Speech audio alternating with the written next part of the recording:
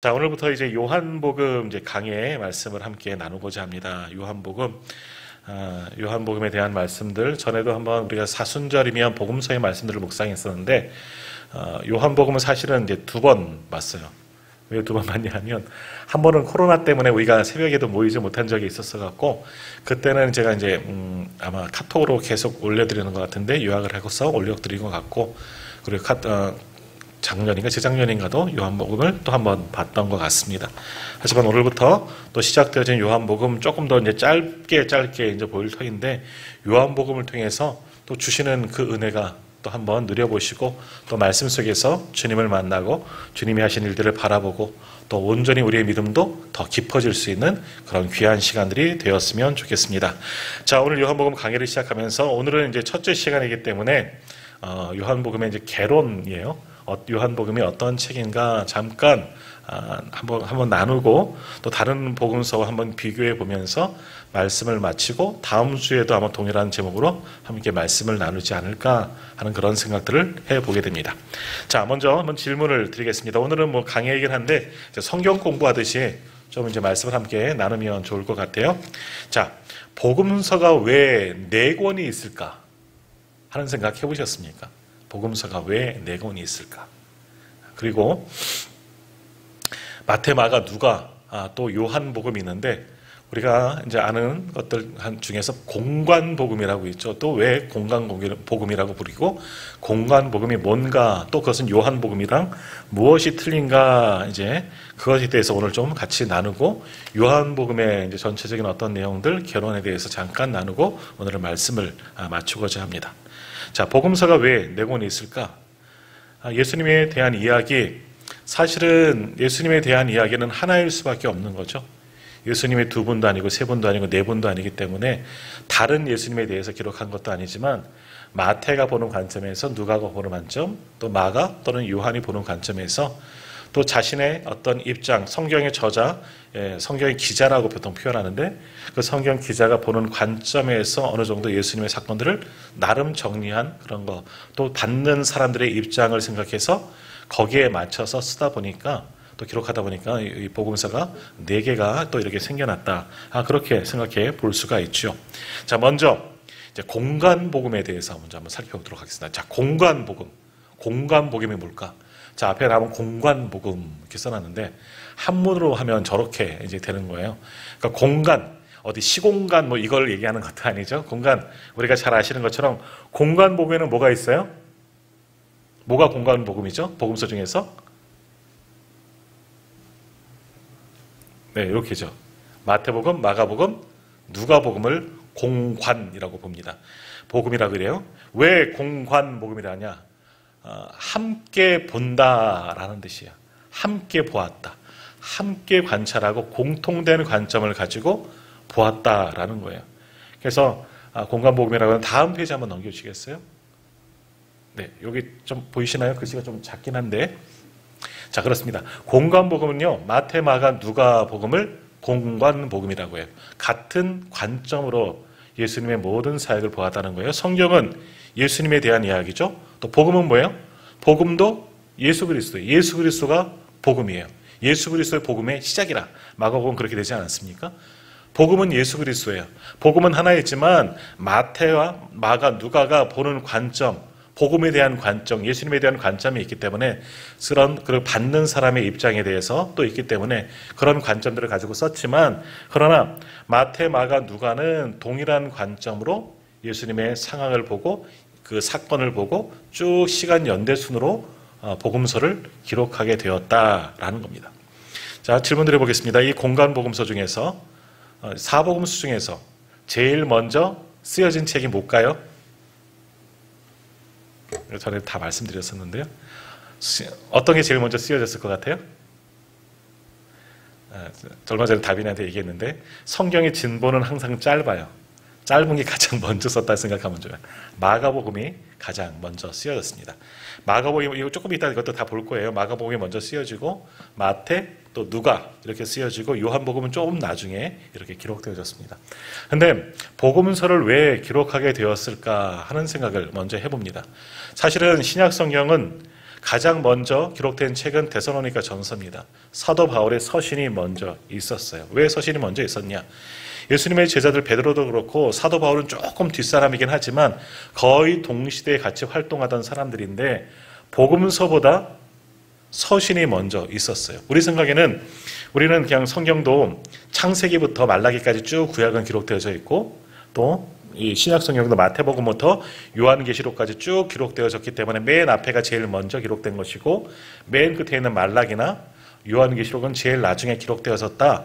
뭐 대부분 그렇게 그냥 생각을 합니다. 책의 순서가 그렇게 되었으려니 생각하고 틀린 말은 아니지만 꼭 맞다고도 할 수가 없는 거죠. 특별히 신약 성경에서 마태복음이 가장 먼저도 기록된 것도 아니고 그렇다고 복음서가 먼저 기록된 것도 아니고 사도 바울의 서신서가 먼저 기록되는 거예요. 이상하잖아요. 왜 복음서가 먼저 있어야지 되지 않아요? 예수님의 이야기가 있어야지 그 다음에 바울 서신은 예수님에 대해서 또 복음을 전하면서 교회를 세워나가면서 교회들에게 이야기한 거잖아요. 예수님의 이야기를 했을 거 아니에요. 그럼 복음서가 먼저 나오고 사도 바울의 서신은 한참 나중 후에 나와야 되는데 서신이 먼저 있었다니까요. 왜 그랬을까?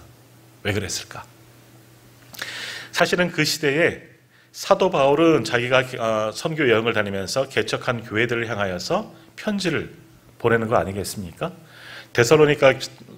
데살로니카인의 교회, 데살로니카 지역에 세운 교회들에게 편지한 거잖아요. 그 지역 사람들을 권면하고 위로하고 그 세워진 교회를 다시금 힘주려고 위로하고 온전한 말씀을 가르치려고 다시 한번 펜을 든 거기 때문에 당대 사도 바울이 활동하던 시대와 그 편지와 거의 비슷한 시대에 활동한 사람이 썼으니까 보내지 않았습니까? 근데 복음서는 예수님의 이야기인데 후대에 기록이 되어졌어요. 왜 그러느냐? 왜 서신서가 먼저 기록되어졌고 복음서가 먼저 있어야 될 것 같은데 나중에 기록되었느냐? 당시는 서신은 필요하지만 복음서는 필요가 없었기 때문입니다. 왜 그렇겠습니까? 누가 있기 때문에?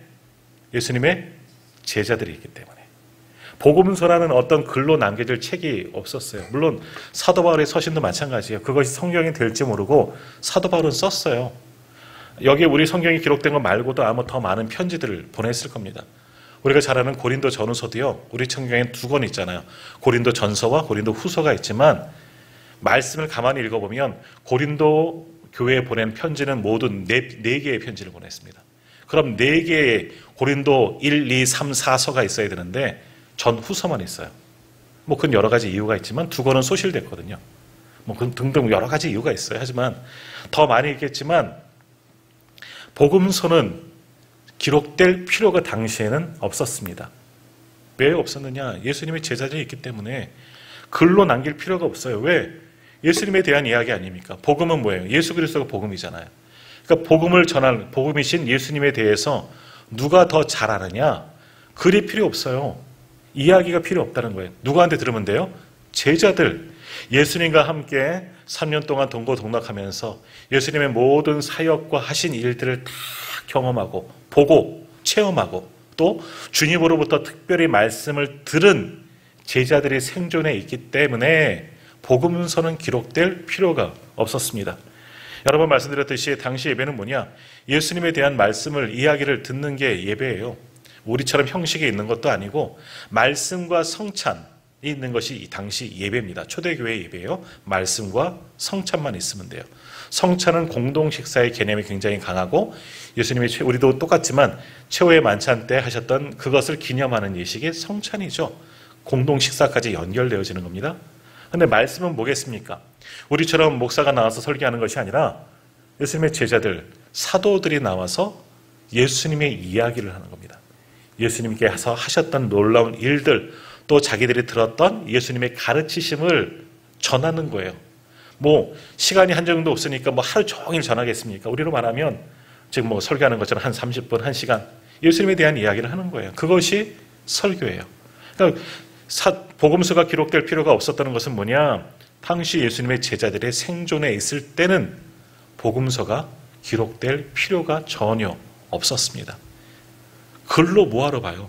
예수님의 제자들을 찾아가서 그분들을 통해서 선포되어지는 것이 더 확실하지 않겠습니까? 눈으로 보고 경험한 사람의 그 체험한 것이 더 확실한 것 아니겠습니까? 그러니까 복음서가 기록될 필요가 전혀 없었어요. 하지만 초대교회에는 당시에 사도 바울의 편지가 계속해서 함께 공람하게 회람하게 되었고요. 예수님의 이야기는 글로 전해지지 아니하고 예수님의 어록이라고 해서 예수님께서 남겨진 이야기들이 구전처럼 교회 안에, 교회 공동체 안에 여러 곳마다 다 있었다는 거예요. 성도들을 입과 귀를 통해서 예수님의 이야기가 전해지게 되었다는 거죠. 예수님의 이야기가 있어요. 예를 들면 복음서에 보면 우리 요즘 모든 성경이 다 그렇진 않은데 복음서에만 특히 그래요. 복음서에 보면 이 글씨, 활자체 중에서 색깔이 다른 부분이 있지 않습니까? 복음서에만 한정되는데 그건 뭐겠습니까? 제 책에는 지금 붉은색으로 나누어서 표시되어져 있는데 이 붉은색은 뭐예요? 예수님이 직접 친히 하신 말씀들이에요. 예수님의 말씀만 성경에 다른 색깔을 넣어서 표시를 해놨다는 거예요. 안 그런 책들도 많이 있지만 이제 전통적으로 그렇게 출판사에서 이렇게 의도적으로 편집을 했습니다. 이런 예수님의 어록, 전문용어로 이제 Q라고 이야기를 하는데 예수님에 대한 이야기가 구전처럼 교회 공동체 안에는 항상 존재했습니다. 사도들을 통해서 전해진 예수님에 대한 이야기가 많이 전해지고 그들도 그것을 듣고 입술을 통해서 귀로 듣고 마음에 새기는 그런 예수님에 대한 이야기를 성도들도 많이 알고 있었습니다. 복음서가 없었어도, 복음서를 보지 않았어도 많은 초대교회 성도들은 사도들이 전해준 예수님의 전승, 예수 전승에 대한 이야기를 충분히 다 알고 있었지요. 그런데 문제는 뭐냐? 사도 바울은 교회들에게 편지하기 때문에 편지를 보냈기 때문에 그 편지가 남아있고 또 그것을 남겨진 것들이 나중에 훗날 성경이 되었지만 복음서는 아직 기록되지 않은 상황이었다는 거예요. 근데 문제는 뭐냐? 예수님의 제자들이 순교하는 일들이 나타납니다. 핍박을 받아서 순교하는 분들이 대부분이죠.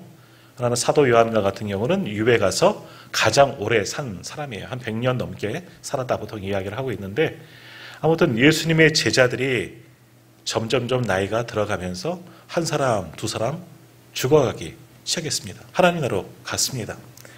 그러면 직접 눈으로 보고 목격한 이야기를 더 이상 들을 수는 없어요. 근데 당대는 괜찮아요. 아직은 괜찮아요. 왜? 사도들의 또 제자가 있습니다. 대표적인 사람이 마가입니다. 마가 요한이라고 표현을 그렇게 부르기도 하는데 이 마가는 누구냐면 바나바의 조카 마가. 잘 아시는 마가죠? 그 마가예요. 근데 그 마가가 베드로의 제자격이에요. 그러니까 예수님의 제자인 베드로의 또 다른 제자. 그래서 속제자 또는 속사도라고 이야기를 보통 이야기합니다. 그래서 제자의 제자가 남아있기 때문에 선생님들께 잘 들었던 것을 제자들이 또 전해줘요. 그렇기 때문에 아직도 복음서의 필요성은, 글로 남길 필요성은 느끼지 못했는데 그들도 순교하게 되는 겁니다. 예수님의 제자가 죽었죠. 예수님의 제자의 또 제자, 속사도들도 죽기 시작하죠. 그러면 3대 정도 오게 되면 처음에 보았던 그것들이 점점 더 옅어지고 흐려지고 변질될 가능성이 생기기 시작한 겁니다. 그래서 이제는 예수님에 대한 이야기를 글로 한번 남겨야 되겠다 하는 그런 생각들을 가진 사람들이 복음서를 만들기 시작하게 되었다라는 겁니다. 그래서 그들이 단순히 앉아서 복음서를 어떻게 썼겠습니까? 당시에 구전되었던 예수님에 대한 여러 가지 전승들, 이야기들을 개인적으로 수집해서 모으고 하나님께서 영감을 주셔서 그런 모든 자료들을, 공통된 자료들을 가지고 예수님에 대한 이야기를 한번 시간수로 정렬해 놓고 글을, 복음서를 이제 쓰기 시작하게 됩니다. 그리고 마태도 또 마가도 또 누가도 자기들만이 가지고 있는 특별한 관점과 관심사, 거기에 중점으로 예수님에 대한 이야기를 보면서 또 자기들이 스스로 연구하다가 예수님에 대한 이야기를 또 다른 일들을 듣게 되는 겁니다. 알게 되는 거죠. 그것을 모아서 하나의 책으로 만들어진 것이 복음서가 되는 겁니다. 그래서 마태복음, 마가복음, 누가복음은 복음서를 만들 때 일단 기준이 있죠. 예수님의 어록, 예수 전승이 가장 모티브가 되는 것이고요. 거기다 마태와 마가가 그리고 누가가 서로 모으게 된, 알게 된 자기들만의 어떤 자료들을 거기다 집어넣어서 하나의 성경으로 일단 편집이 되어져 간 겁니다. 의도적으로 그렇게 할 수가 있는 거죠. 자, 근데 마태, 마가, 누가는 기준이 뭐냐면 마가복음을 가장 먼저 썼기 때문에 마가복음을 참고한 겁니다. 마태와 누가는 마가복음도 참고하면서 자신들의 복음서를 또 만들어 나가게 되는 겁니다. 그러니까 마가복음의 영향을 조금은 받게 된 겁니다. 그러다 보니까 어떻게 되느냐? 마태복음, 마가복음의 기준이 예수님이 태어날 때부터 돌아가실 때까지 사건이 이루어지니까 마태도 누가도 시간 순으로 그렇게 거의 비슷한 관점을 가지고 예수님의 사건을 쭉 기록하게 되는 겁니다. 그러다 보니까 마태, 마가, 누가는 동일한 사건, 예수님에 대한 사건들이 동일하게 많이 나오고 있고 예수님이 행하신 모든 이적들 또 가르침 이것들을 같은 시간대별로 분류해서 저 위에 갈릴리에서부터 예루살렘에서 재판받으시고 골고다에서 순교하셨잖아요. 돌아가셨잖아요. 그래서 그 갈릴리에서부터 북쪽의 갈릴리에서 남쪽의 예루살렘으로 오는 과정 이렇게 쭉 연결하면서 시간순으로 기록하면서 꼭 똑같은 관점과 방법으로 기록하게 되는 겁니다. 그래서 공관복음이라고 이야기하는 거예요. 같은 관점을 가지고 예수님에 대한 이야기를 시대순으로 사건순으로 기록을 했기 때문에 비슷한 관점을 가지고 기록했기 때문에 공관복음이다라고 이야기를 하는 것이죠. 근데 요한복음은 좀 다릅니다. 요한복음은 공관복음과는 조금 다른 관점으로 예수님에 대한 어떤 관점을 다른 관점으로 바라보게 되는 거죠. 그래서 공관복음에 기록되지 않는 부분들이 많이 있고 시작부터 틀려요. 오늘 말씀 읽었지만 다른 복음은 예수 그리스도의 복음의 시작이다. 아니면 뭐 마태복음은 족보 이야기가 나오고 누가복음에도 족보가 나오지만 탄생부터 어린 시절부터 이게 쭉 기술되어지는데 요한복음은 전혀 달라요. 말씀이 육신이 되어 태초에 말씀이 계셨고 그 말씀이 하나님과 계셨고 그가 여기 오셨다. 뭐 이런 식으로 조금 다른 이야기로 그렇게 시작되어지는 것을 보게 됩니다. 그래서 요한복음 나름대로 그 당시 헬라 문화권을 가지고 있었던 로고스 철학과 연결시켜서 복음서를 기술하게 되었습니다. 관점이 완전히 다른 거예요. 그래서 갈릴리에서 예루살렘으로 가는 그런 시간적, 상황적, 배경적, 사건적 순으로 기록되지 않고 왔다 갔다 해요. 그래서 마태, 마가, 누가 이 공관복음서에서는 예수님께서 예루살렘에 한 번 올라가신 것으로 기록되어졌는데 요한은 한 4번 정도 예수님께서 왔다 갔다 이렇게 하신 것으로 보여주고 있습니다. 사실은 그래요. 예수님께서 공생애 3년이라고 우리가 아는 것도 어느 복음을 참고하는 거냐? 요한복음을 참고하는 거예요. 왜? 예수님께서 유월절을 3번 올라가셨으니까. 1년에 한 번씩 3번 올라가셨기 때문에 예수님이 3년 정도 공생애 활동을 하셨구나. 요한복음을 통해서 후대 이 사람들이 우리가 알게 되는 거죠. 이렇게 공관복음과 같은 관점을 가진 그런 방법으로 기록된 복음서와 요한복음은 조금은 다른 관점을 가지고 기록되었다 하는 것을 아시고 이제 들어가면 되겠습니다. 자, 그럼 먼저 이 사복음서를 잠깐 또 비교해 보도록 하겠습니다. 다음 페이지 한번 넘겨주시겠어요? 더 글씨가 좀 작아요. 눈을 아주 크게 뜨고 보시면 될 텐데. 자, 마태, 마가, 누가, 요한 우리 성경이 기록된 대로 그렇게 이제 편집을 좀 했는데요. 수신자 그리고 기록 연대가 언제냐 그리고 기록한 장소가 어디고 주제가 무엇인가 하나씩 좀 살펴보도록 하겠습니다. 먼저 마태복음은 어느 사람을 대상으로 쓰여졌느냐? 유대인들이에요. 예루살렘에 있는 유대인. 그러니까 구약의 말씀을 잘 알고 있는 유대인들, 본토 유대인들이 복음서를 받는 대상이 되는 겁니다. 그러니까 마태복음을 한번 가만히 보시면은요, 율법적인 것이 많이 나와요. 왜 율법 이야기를 하느냐? 유대인들은 구약의 말씀, 율법을 잘 알고 있기 때문에 그것을 많이 적용하면서 이야기를 하는 거예요. 그래서 율법적인 내용들이 여기 많이 마태복음에 기록되어져 있습니다. 그리고 이 마태가 누굽니까? 마태복음을 쓴 마태는 누구죠? 예수님의 제자 중 마태잖아요. 세리 마태. 제자가 쓴 거예요. 그러니까 아무래도 조금 더 예수님에 대해서 상황을 잘 알 수도 있을지도 몰라요. 아무튼 마태가 유대인을 대상으로 썼는데 언제 썼느냐? 주 75년경쯤에 쓰게 되었다. 그 밑에 보시면 마가복음은 65년에서 70년대, 그러니까 마태복음이 쓰여진 지 한 10년 전쯤, 최소 5년 전쯤에 쓰여진 겁니다. 마가복음이 먼저 쓰여지고 마태복음이 몇 년 후에 10년 가까이 지나서 쓰여지게 된 겁니다. 자, 다시 마태복음 보시면 기록된 장소는 근데 예루살렘이 아니고 저 북쪽에 있는 수리아 안디옥, 시리아 안디옥 말고 수리아 안디옥, 사도 바울 파송한 그 정도 지역일 거예요. 수리아 안디옥에서 마태가 기록되었다. 이 마태복음의 주제는 뭐냐? 주제는 좀 잘 아셔야 되는데요. 네 개가 좀 다 틀립니다. 예수 그리스도의 복음이기 때문에 예수님이 다 주제이긴 한데 예수님을 뭐라고 마태는 이야기하느냐? 왕이신 예수 그리스도라고 그렇게 표현하고 있습니다. 이건 조금 이따 다시 한번 설명하겠습니다. 자, 왕이신 예수 그리스도, 유대인들을 대상으로 글을 썼고 거의 두 번째 정도로 기록된 책이 마태복음이다라는 거죠. 자, 마가복음을 보겠습니다. 마가복음은 마가 요한이 썼지만 바나바의 이제 조카이죠. 마가 요한이 썼지만 이는 베드로의 제드로의 제자격입니다. 베드로의 영향을 가장 많이 받아서 쓴 책이 마가복음인 겁니다. 그러니까 이것도 베드로 정말 예수님의 측근 중에 측근, 완전히 그 같은 세 명의 베드로, 안드레, 요한 이 정도 측근 아니겠습니까? 예수님의 가장 친밀한 사람들. 확실한 거예요. 가장 확실한 부분일 수 있는 거예요. 근데 어디에서 썼느냐? 기록 장소가 중요한 로마에서 기록을 하게 된 겁니다. 로마에서 기록하면서 대상이 이방 성도예요. 로마 교회와 그곳에 있는 이방인들 성도들에게 그들을 대상으로 해서 마가가 복음서를 기록하게 됩니다. 첫 복음서를 기록하게 되겠죠. 그래서 이방인들이기 때문에 뭐 다른 것들도 다 이방인들이지만 율법에 대한 이야기는 많지 않습니다. 왜? 율법을 모르는 이방인들이 봤기 때문에 율법을 이야기해봤자 잘 알지 못하기 때문에 이런 것들은 좀 많이 삭제한 부분들이 있습니다.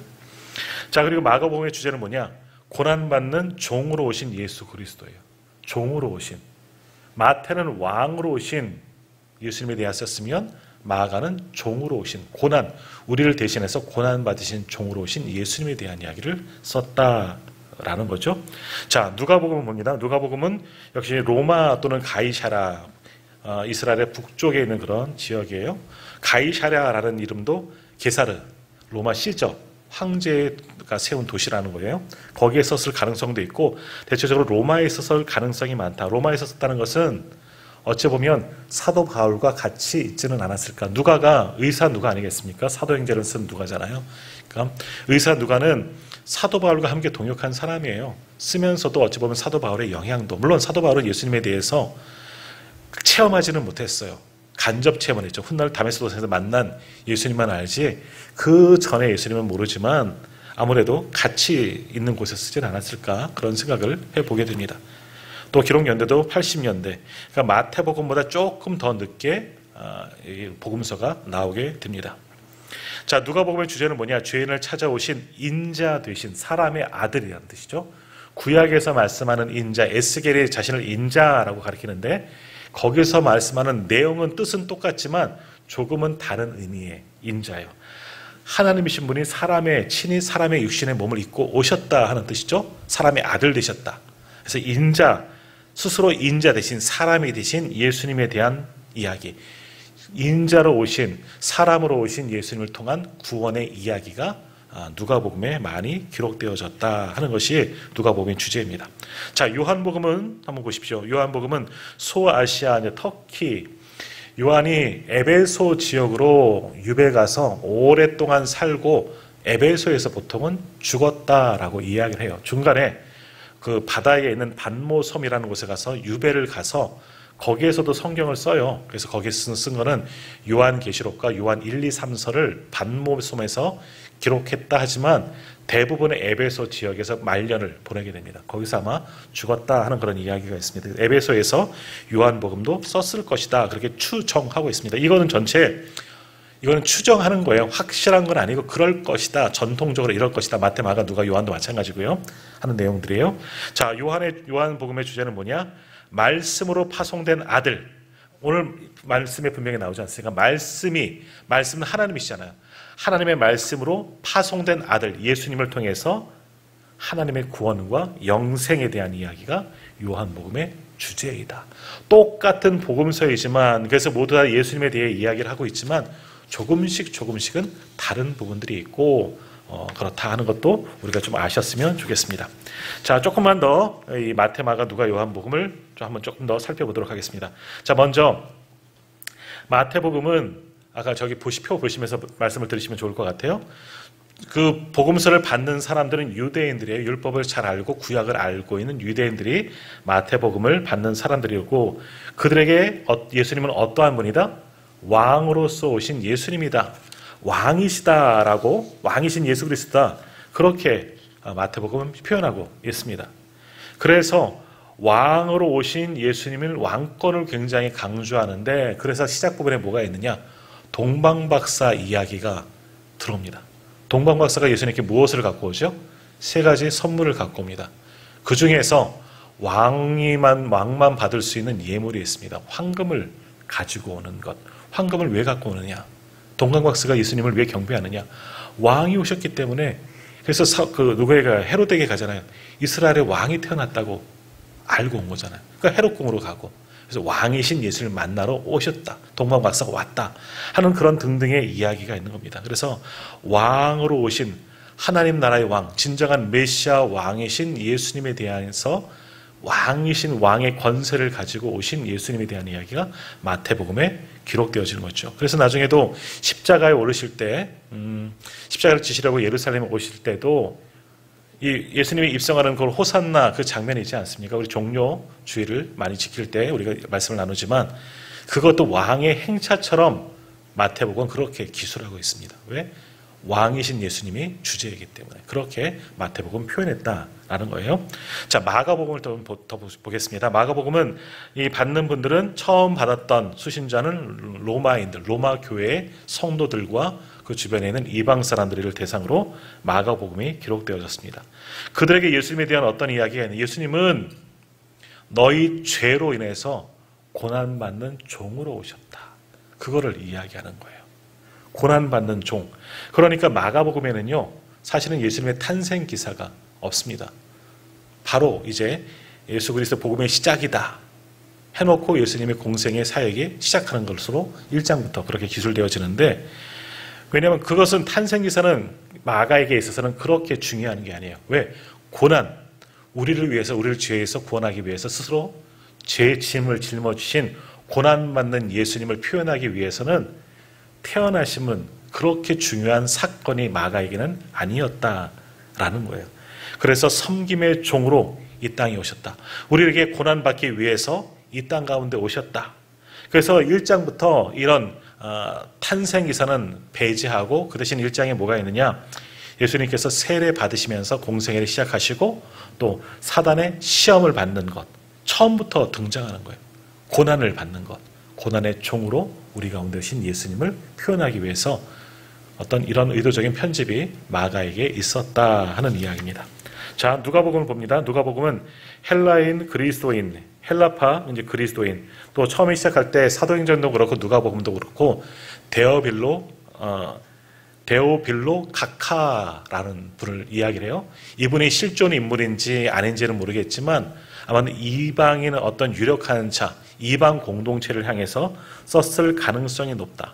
당시 이방이라면 헬라파 사람들에게 썼을 가능성이 높다라는 거예요. 그래서 왕도 아니고 누가는 또 종도 아니고 사람이 되신 예수님에 대한 이야기를 그들에게 기록되는 거예요. 사람이기 때문에, 사람의 몸을 입고 이 땅에 오셨기 때문에 유일하게 복음서 중에서 예수님에 대한 어린 시절의 이야기, 뭐 탄생 기사 말고요, 어린 시절의 기사가 아주 친근감 있게 기록된 것이 누가복음입니다. 그래서 어린 소년, 그 예수님께서 6월절에 올라가셨다가 그 아버지랑 그 잃어버린 이야기 나오지 않습니까? 성경학자들과 나중에 마리아와 요셉이 올라와서 보았더니 성경학자들과 뭐 토론하고 있었다더라. 뭐 그런 기사가 누가복음에 있는 거예요.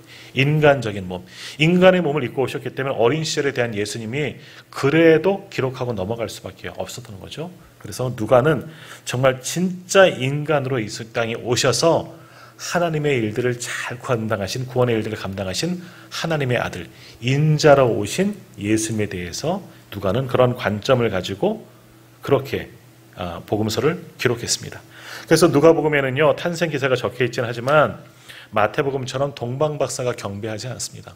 동방박사는 왕이 계시기 때문에 마태복음에 나오는 것이고, 누가복음엔 누가 와서 예수님을 경배했습니까?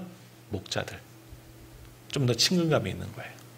누가의 관심은 또 사람에게 대한 관심이 많은 거예요. 예수님께서 우리를 구원하실 때 좀 소외된 사람들, 어려운 사람들, 당시에 가장 어려운 사람들, 과부, 고아, 나그네 이런 사람들에게 관심이 굉장히 많이 있습니다. 그리고 문체도 누가는 의사이기 때문에 다른 마태나 마가복음에 비해서는 상황이 조금 더 구체적으로 기록한 부분들이 많이 나오고 있는 겁니다. 그런 부분들이 누가복음에 기록되어져 있습니다. 자, 요한복음을 이제 보고 오늘을 마치고자 이제 하는데, 누가복음은 요한복음은 좀 달라요.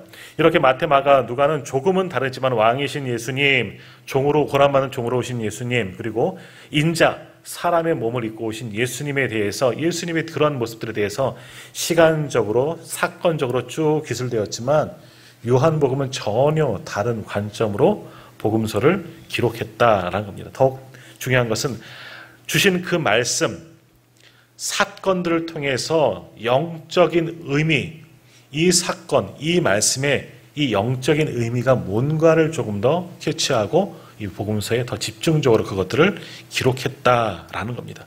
그러다 보니까 예수님의 이적, 다른 복음서에는 예수님의 이적들이 굉장히 많이 나옵니다. 아주 몰아서 많이 나오잖아요. 막 뭐 중풍병자를 고치고 귀신을 축사하시고 오병이어 사건 등등등등, 뭐 요한복음에 있기는 하지만 굉장히 이런 기사가, 이적들이 많이 나오지만 요한복음에서는 그게 주된 예수님의 활동이 아니었어요.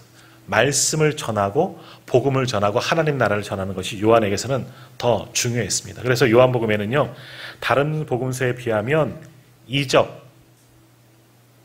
이적에 대한 부분이 7개밖에 나오지 않습니다. 다른 복음서는 굉장히 셀 수 없을 만큼 많이 나오겠지만 요한복음에는 그것이 중요한 게 아니에요. 이 땅에 오셔서 하나님의 말씀을 가지고 오신 예수님께서 말씀으로 하나님 나라를 보여주신 이 사건이 더 중요했기 때문이죠.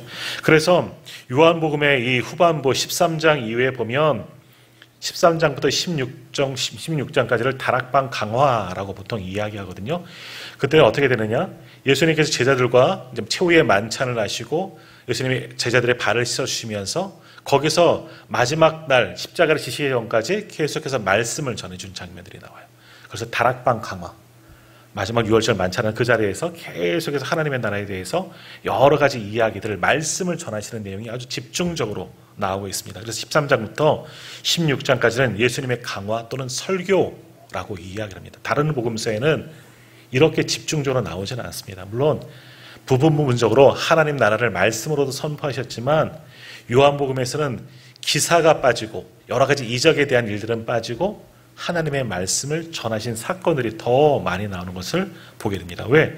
시작부터 그랬으니까 하나님의 말씀을 이 땅 가운데 가지고 오셔서 그 말씀을 통해서 하나님의 영적인 의미, 구원의 의미를 설명하기 위해서 요한은 그런 의도적인 편집을 가지고 기록했기 때문에 이렇게 요한복음을 풀이하고 해석해 나갔다라는 겁니다.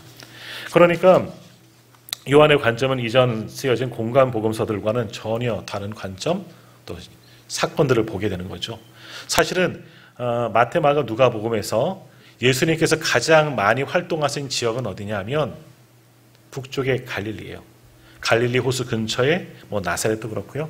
그쪽 갈릴리 주변으로 예수님께서 활동을 하셨어요. 오랜 시간, 사실은 마태, 마가, 누가복음에서 예수님께서 예루살렘에 오신 시간은 일주일밖에 되지 않습니다. 우리가 지키는 종료 주일부터 해서 금요일날 십자가에서 지시고 죽으시고 주일날 부활하셨잖아요. 요 한 시간, 한 주밖에 예수님은 예루살렘에 없으셨어요.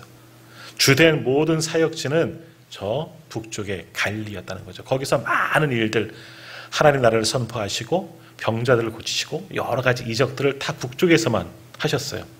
그런데 요한복음은요, 갈릴리가 주 지역이 아니에요. 말씀을 선포하기 위해서 제자들에게 하나님의 말씀을 선포했기 때문에 예루살렘 사건이 더 중요한 사건이었다는 거예요. 그래서 완전히 시간적도 아니고 공간적도 아니고 전혀 다른 방법으로 복음서를 기록하게 되었고, 그러다 보니까 예수님께서 예루살렘을 4번이나 왔다 갔다 하시는 것으로 처음 그리고 나중 다니신 걸로 이렇게 나옵니다. 그래서 우리가 예수님의 공생의 기간을 3년이라 할 수 있는 것도 요한복음을 통해서 우리가 아는 겁니다. 다른 복음서에서는 예수님께서 3년 활동하셨다 전혀 나오지 않지만 요한복음에 6월절 3번 예루살렘에 올라가신 것을 보고 예수님께서 공생에 3년을 하셨구나 하는 것을 우리가 알 수가 있다라는 라는 겁니다.